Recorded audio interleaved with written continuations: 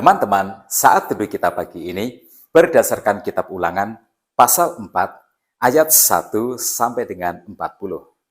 Berikut ini merupakan bagian akhir dari khotbah pertama Musa.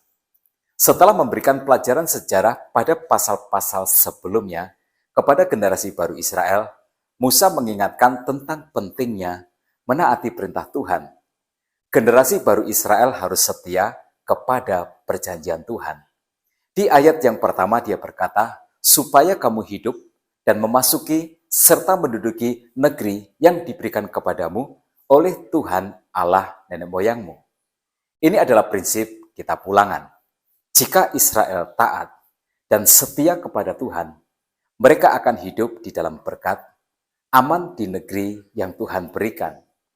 Nah tentu sebaliknya, jika mereka tidak taat dan tidak setia kepada Tuhan, mereka akan hidup melarat, terbuang dari negeri yang Tuhan berikan.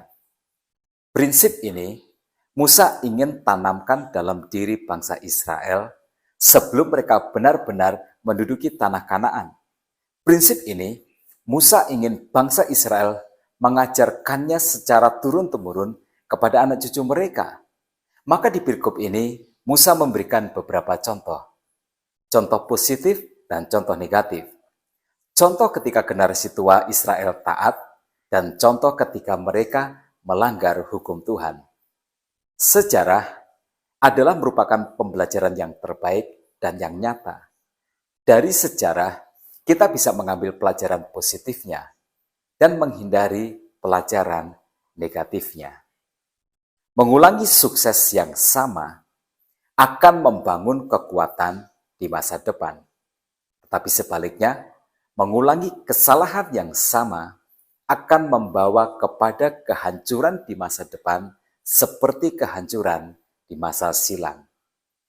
Sesuatu yang harus disadari adalah Israel tidak hidup sendirian. Ada banyak bangsa lain di sekeliling mereka, maka mereka harus membangun diri. Sebab jika Israel lemah, maka bangsa-bangsa di sekitar mereka akan menaklukkan mereka. Tetapi kalau mereka kuat, maka bangsa-bangsa di sekitar mereka akan segan dan juga hormat, dan berkata seperti di ayat 6 sampai dengan ayat yang ke-9, memang bangsa yang besar ini adalah umat yang bijaksana dan berakal budi. Sebab bangsa besar manakah yang mempunyai Allah yang demikian dekat kepadanya, seperti Tuhan Allah kita. Setiap kali kita memanggil kepadanya, dan bangsa besar manakah yang mempunyai ketetapan dan peraturan demikian adil seperti seluruh hukum ini yang kubentangkan kepadamu pada hari ini. Jika bangsa-bangsa di sekeliling Israel segan dan hormat, maka mereka akan aman. Tetapi kuncinya adalah kesetiaan kepada Allah. Israel harus setia kepada Tuhan.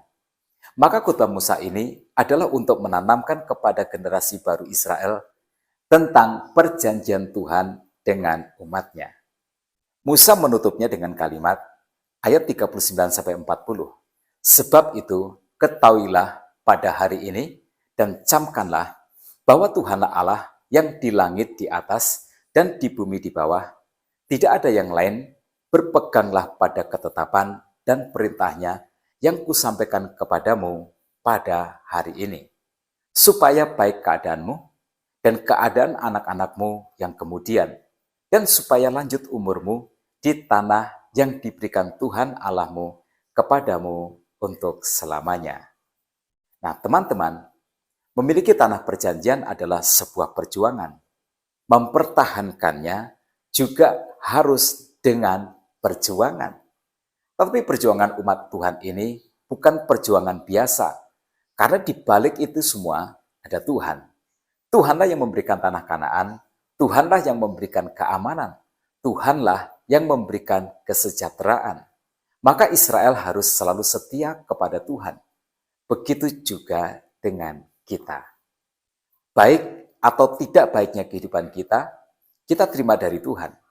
Kita menerima kehidupan yang baik saat kita setia dan taat kepada Tuhan. Tetapi sebaliknya, keadaan yang tidak baik kita terima sebagai akibat dari ketidaksetiaan kita kepada Tuhan. Jadi kalau begitu, mari kita bangun komitmen untuk setia kepada Tuhan dan untuk taat kepada setiap firman Tuhan. Nah, tetap semangat dalam kehidupan. Tuhan Yesus memberkati kita semua.